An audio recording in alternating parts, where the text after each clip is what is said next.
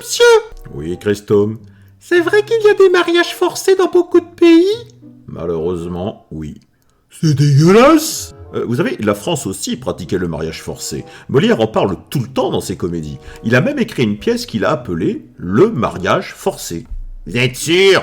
J'en ai jamais entendu parler. Ce n'est pas sa pièce la plus connue, je vous l'accorde. En plus, c'est débile. S'il en parle tout le temps, comme vous dites, pourquoi il a appelé une pièce comme ça? C'est vrai, monsieur. Toutes ces pièces peuvent être appelées le mariage forcé dans ce cas. On vous a bien eu là, monsieur. Pas tout à fait. Il y a effectivement une raison à ce titre, et elle vous échappe. Pourquoi il a appelé comme ça, alors? Je vais vous la raconter, et vous allez peut-être deviner.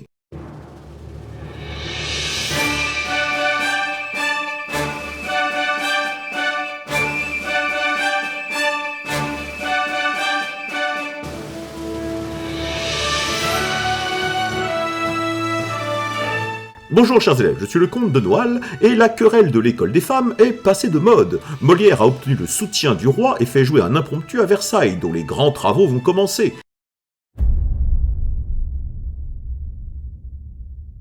Louis XIV a suffisamment confiance en son valet tapissier pour lui commander une comédie-ballet du même genre que Les Fâcheux. Souvenez-vous, le spectacle qu'il a fait jouer à Vaux-le-Vicomte lors de la fameuse fête de Fouquet, fête qui provoqua l'arrestation et la déchéance du surintendant des finances du royaume 3 semaines plus tard. Et, quitte à ce que ce soit l'identique des Fâcheux, le trio d'or fut reconstitué. Molière pour les textes, Lully pour la musique et Pierre Beauchamp pour la danse, les meilleurs dans leur domaine. Un pour tous et tous pour un, ils sont sur la terre, comme les doigts de la main, et ça leur va bien. La première version de la pièce du mariage forcé, celle jouée le 29 janvier 1664, possédait 3 actes, un ballet de Lully et 8 entrées de danse. Elle fut jouée au Louvre dans les appartements de la reine-mère Anne d'Autriche, appartements actuellement occupés par les statues grecques du musée. Beaucoup plus important, Louis XIV lui-même, 26 ans et toujours excellent danseur, a participé à la danse des Bohémiens. Je ne sais pas si vous vous rendez compte de la dinguerie, je vous le répète. Louis XIV a dansé au Louvre dans une pièce de Molière. Est-ce que tout le monde me voit? Est-ce que tout le monde m'entend? Parfait. À tel point que la première version du mariage forcé eut comme deuxième nom le ballet du roi. L'acte 1 se terminait par la scène entre Sganarelle et Dorimène, où Sganarelle se met à rêver. L'acte 2 se termine par la scène des Égyptiennes, où le roi danse. Et la fin de la pièce se termine par le mariage forcé en lui-même. Constatons qu'Armande Béjart, dite Mademoiselle Molière, ne jouait pas dans cette comédie-ballet, car elle avait accouché le 19 janvier et s'occupait du premier-né du couple, le petit Louis Poquelin. À l'époque du mariage forcé, Molière et Armande Béjart étaient donc jeunes parents. La version comédie-ballet en 3 actes dansée par le roi fut reconvertie 3 semaines plus tard en farce en 1 acte. Vous savez, ces fameux petits divertissements qui accompagnaient toujours les grandes tragédies en 5 actes. Cette version courte fut jouée pour la première fois au Palais Royal. Ce sera dans cette version que vous pouvez la trouver. La trame principale a été conservée, bien que simplifiée, ce qui la fait gagner en rythme. C'est loin d'être le premier recyclage de Molière, et ce ne sera pas le dernier. Bon, c'est pas si mal.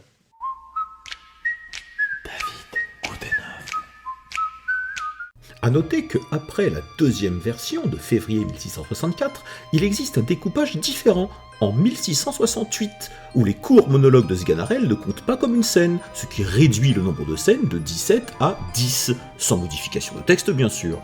Je précise que je privilégie le découpage en 17 scènes, plus proche du découpage originel.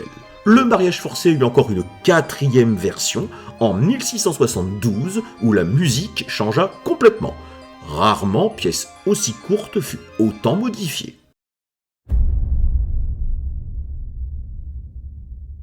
C'est une comédie-ballet en 1 acte en prose pourvue de 17 scènes, jouée pour la première fois le 29 janvier 1664 dans sa version 3 actes sur ordre du roi, puis le 15 février 1664 dans sa version en 1 acte.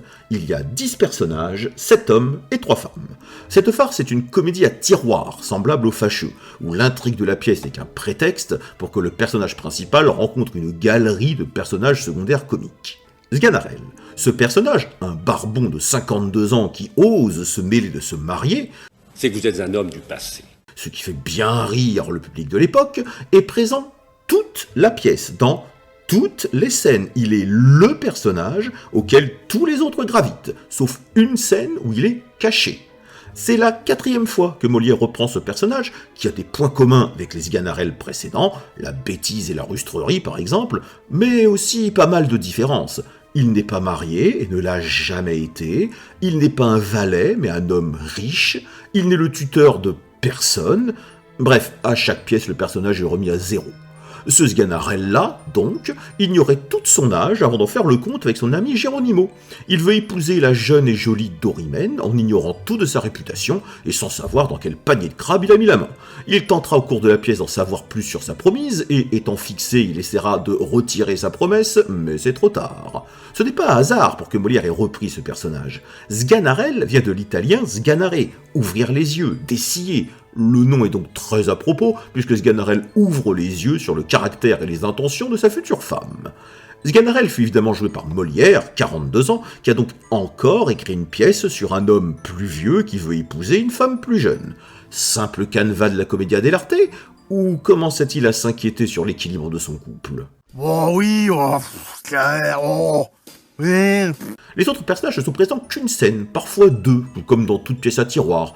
Je les mets dans l'ordre chronologique. Geronimo, c'est le voisin et le meilleur ami de Sganarelle, puisqu'il le connaît depuis qu'ils ont 20 ans. Il n'est présent que 2 scènes, la 2e et la 5e. Il veut vraiment aider notre futur époux en calculant son âge et en tentant de le dissuader de se marier, jouant ainsi la voix de la raison.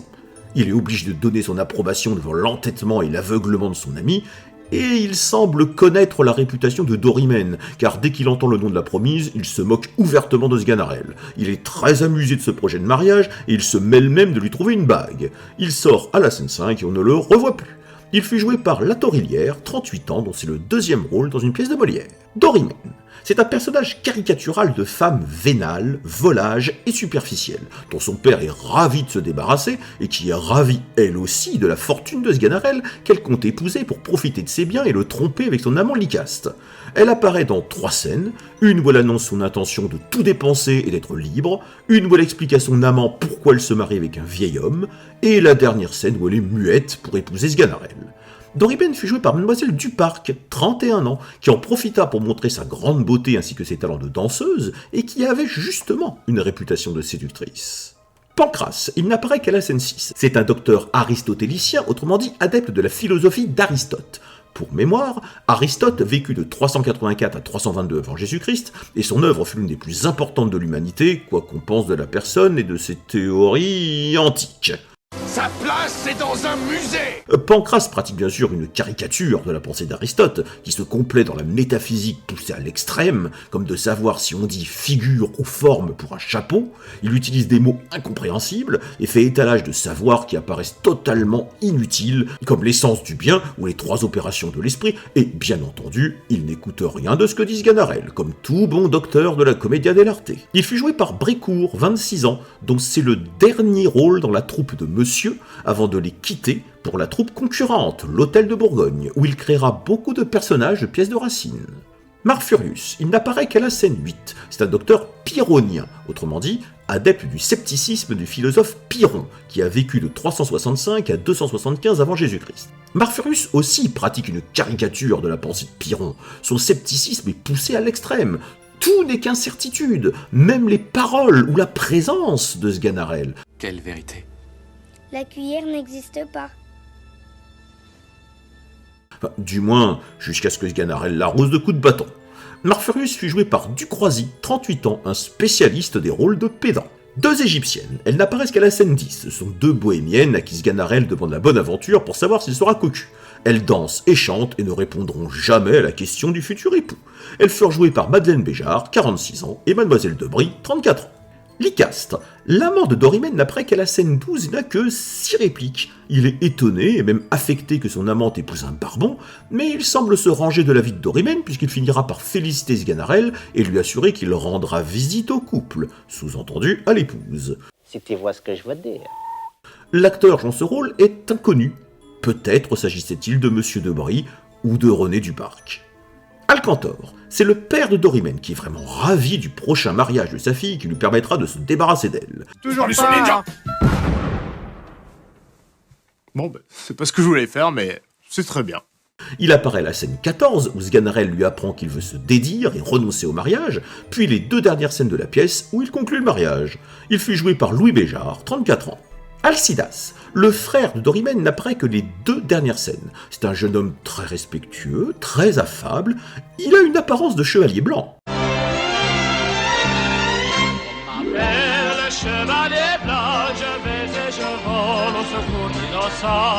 Mais cette apparence est trompeuse, car il souhaite tuer Sganarelle à l'épée, puis le rose de coups de bâton, jusqu'à ce que le mariage soit accepté par notre pauvre Barbon.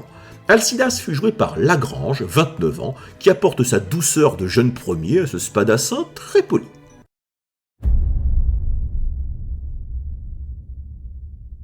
Scène 1. Sganarelle sort de son logis et s'adresse à ses valets de façon comique. Scène 2. Geronimo vient rendre visite à son vieil ami Sganarelle qui lui apprend qu'il va se marier aujourd'hui même. Le voisin est surpris et comme Sganarelle ne connaît pas son âge, Geronimo fait les comptes avec lui et lui apprend qu'il a 52 ans bien comptés et qu'il ne devrait pas se marier si tard. De toute évidence. Sganarelle lui oppose qu'il se sent en pleine forme, tout en prouvant le contraire évidemment. Toujours la banane, toujours debout. En lui brossant un tableau idéalisé du mariage et des enfants. En bon ami, Geronimo préfère ne plus contredire son voisin, qui lui apprend en outre qu'il va épouser la jeune et galante Dorimène. Cela suffit à faire éclater de rire Geronimo, qui sort. Scène 3. Sganarelle est ravi de faire rire tous ceux à qui il annonce qu'il va épouser Dorimène, croyant sottement que tous se réjouissent de son bonheur. Scène 4. Arrive Dorimène justement, et après que Sganarelle lui fait un compliment très grivois, elle lui annonce qu'elle est ravie de l'épouser, pour pouvoir dépenser et n'avoir aucune limite pour les jeux, les promenades et les cadeaux. Elle souhaite aussi qu'il n'y ait aucun soupçon jaloux entre eux, pour que chacun puisse vivre comme il l'entend. Sganarelle a le visage qui se décompose. Dorimène sort. Scène 5. Geronimo revient pour parler à son ami d'un orfèvre qui le cherche pour lui vendre une bague en diamant pour Dorimène. Sganarelle commence à parler de ses réticences et voudrait que Geronimo interprète un rêve qu'il a fait sur le mariage, mais Geronimo refuse de l'aider et part en lui conseillant de s'adresser aux 2 savants qui sont leurs voisins. Scène 6. Pancras sort de chez lui en colère contre quelque chose d'épouvantable selon lui. Un ignorant a osé parler de forme d'un chapeau et non d'une figure. Ce que tu dis n'a aucun sens. Il n'écoute pas Sganarelle, qui essaie désespérément de lui parler, mais devant son verbiage incessant, Sganarelle commence à vouloir lui jeter des pierres à la tête. Pancras rentre chez lui en continuant de parler sans s'arrêter. Scène 7. Sganarelle se désole de cette rencontre et espère que l'autre savant sera plus disposé. Scène 8. Marfurius, le 2e savant, est appelé par Sganarelle et commence à être sceptique que Sganarelle existe et lui parle. Ma parole, des engins comme vous seraient fournis avec une notice, hein. Comme il lui demande s'il fait bien de se marier ou non, Marfurius ne cesse d'être évasif et de ne jamais trancher. Sganarelle finit par lui donner des coups de bâton, et devant la révolte de Marfurius qui le menace de poursuite, notre Barbon retourne le scepticisme contre lui en lui rappelant qu'il faut douter de toute chose, y compris des coups. Scène 9, Sganarelle enrage de ne rien avoir pu tirer des savants. Scène 10, arrivent des bohémiennes ou égyptiennes et il leur demande la bonne aventure. Elles aussi sont évasives et préfèrent rire, danser et chanter que de lui répondre franchement. Scène 11, Sganarelle est de plus en plus inquiet et pense aller voir un magicien. Scène 12, il surprend une conversation galante entre Dorimène et Lycaste, où le jeune homme est au désespoir du mariage de son amante, mais où Dorimène le rassure en lui disant que tout sera comme avant et qu'elle épouse le Barbon dans l'espoir de devenir une riche veuve bientôt. Allô? Non mais allô quoi? Apercevant Sganarelle ne se démonte pas, et Lycaste assure qu'il rendra régulièrement visite au couple. Shipper, arrête de shipper! Shipper, arrête de shipper! Shipper, arrête de shipper! Les 2 amants sortent. Scène 13, Sganarelle est enfin fixé sur les intentions de sa promise et souhaite se désengager. Scène 14, Alcantor, père de Dorimène, vient à bras ouverts assurer qu'il est impatient que le mariage soit conclu. Sganarelle essaie de trouver tous les prétextes pour annoncer qu'il renonce au mariage. Alcantor détourne tous ses arguments, mais devant la détermination de Sganarelle, il part menaçant. Scène 15, notre Barbon croit qu'il est enfin tiré d'affaire. Scène 16, Alcidas, frère de Dorimène, vient très courtoisement proposer à son futur beau-frère soit d'épouser Dorimène, soit de se battre en duel à l'épée avec lui. C'était la mode à l'époque. Devant le refus du pauvre dupé, Alcidas le rose de coups de bâton pour qu'il accepte le duel ou le mariage. Hey, t'aimes bien les omelettes? Tiens, je te casse les œufs. Sganarelle est contraint d'accepter les noces. Scène 17, Alcantor et Dorimène viennent pour conclure le mariage, fait sous la contrainte du pauvre Sganarelle. Le père est ravi d'être enfin délivré de sa fille. Ils partent tous célébrer les noces. Fin de l'histoire.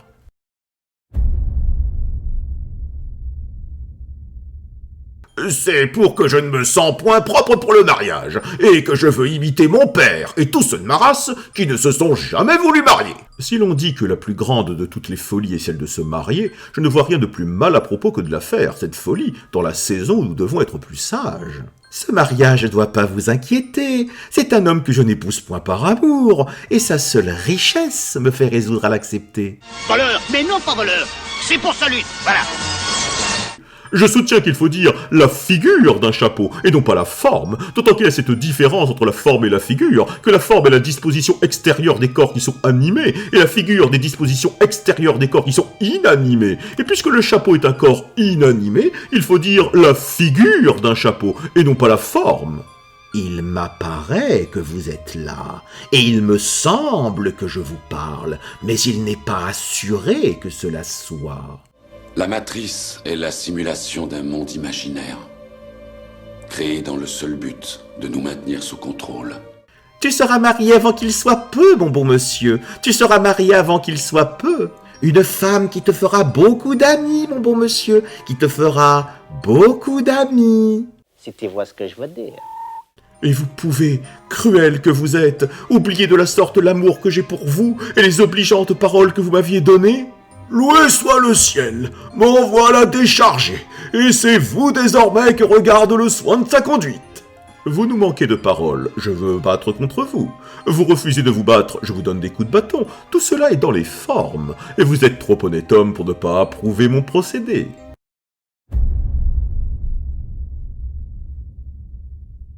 D'abord, répondons à la question de mon introduction. Puisque la majorité des pièces de Molière parlent d'un mariage forcé, pourquoi ce titre ? Vous l'avez peut-être déjà deviné, mais ce qui rend la pièce exceptionnelle et hilarant pour l'époque, c'est que ce mariage forcé concerne un homme et non une femme. Que le vieux Barbon soit contraint d'épouser une jeune femme, c'est une véritable inversion de valeur.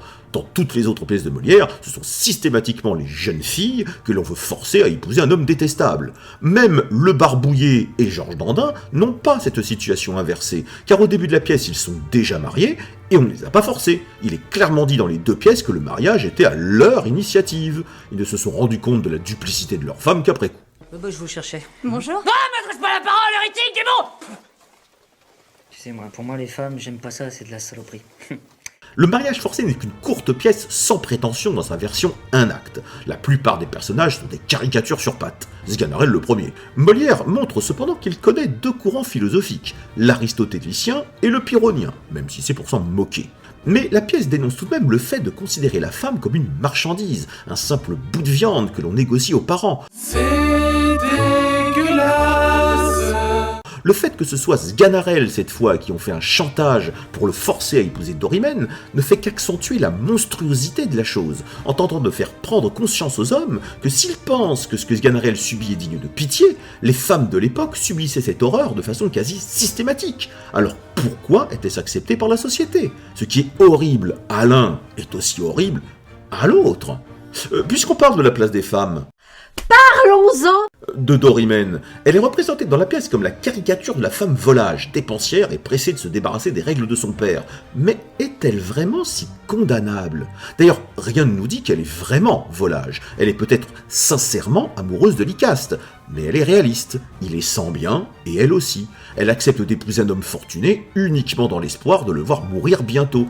Mais ce n'est pas parce qu'elle est seulement intéressée par l'argent, elle n'est pas comme Bélise dans le Malade imaginaire, c'est parce que c'est le seul choix qu'on lui offre. Ce choix de prendre pour époux un vieil homme pour pouvoir devenir veuve et se remarier ensuite avec l'homme aimé, on le reverra. C'est la condition de Marianne dans l'Avare, qui trouve ça horrible, mais qui s'y résout quand même. Ah, Frosine, quelle figure. Bon, je le reconnais, le personnage de Dorimène est écrit pour être sans nuance, dans le seul but de faire rire le public. Même Molière corrigera un peu ça dans Georges Dandin. Ce personnage fut joué par Mademoiselle Duparc, et le moins qu'on puisse dire, c'est qu'elle fit sensation. C'était une très belle femme, qui était souvent frustrée de n'être que la numéro 3, derrière Madeleine Béjart et Mademoiselle de Brie, toutes deux amantes ou anciennes amantes de Molière, et qui avaient souvent les meilleurs rôles. Et la présence de plus en plus grande d'Armande Béjart, épouse de Molière, faisait craindre à la Duparc de devenir la numéro 4. La façon très grivoise dont Sganarelle décrit Dorimène préfère penser que Molière était attiré par Marquise Duparc. Bon, le souci est qu'elle est l'épouse d'un de ses meilleurs amis et complices, René Duparc, qui n'a plus que quelques mois à vivre. D'ailleurs, en parlant de mort, Molière fait déjà référence à une toux lors de la scène 2. Toux forcée, ou est-ce déjà le symptôme de la maladie qui l'emportera 9 ans plus tard ? Après la pièce, le fils de Molière et Armande fut baptisé le 28 février et appelé Louis, puisque son parrain n'était autre que le roi lui-même, ce qui est un grand honneur et une marque de soutien, mais qui n'était pas si rare que ça. Louis XIV était souvent le parrain des premiers-nés de ses serviteurs. Au baptême, le roi n'était d'ailleurs pas présent, il s'était fait représenter par un duc. Le mariage forcé ne fut pas un grand succès, mais ce n'était pas le but. L'important est d'avoir fait danser le roi, et se préparer pour un grand défi, la grande fête de 3 jours que Louis XIV a prévue au mois de mai 1664 dans les jardins en construction du château de Versailles, les plaisirs de l'île enchantée. Le roi lui a commandé une comédie galante en 5 actes en vers, avec des entrées de ballet. Ce fut La Princesse d'Élide. Molière réussit-il à être à la hauteur de la plus grande fête de l'année, ou va-t-il décevoir cette fois ? Il faut le lire pour le savoir.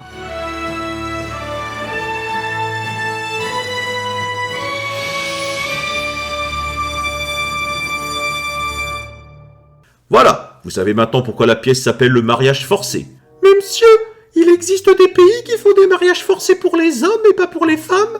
Non, enfin, techniquement, les mariages arrangés peuvent autant déplaire à un homme qu'à une femme. Mais si ce ne sont pas les parents qui l'organisent, les mariages arrangés sont à l'initiative de l'homme. On estime qu'actuellement, toutes les 2 secondes, une enfant de moins de 18 ans est mariée dans le monde. C'est horrible ! Je suis bien d'accord.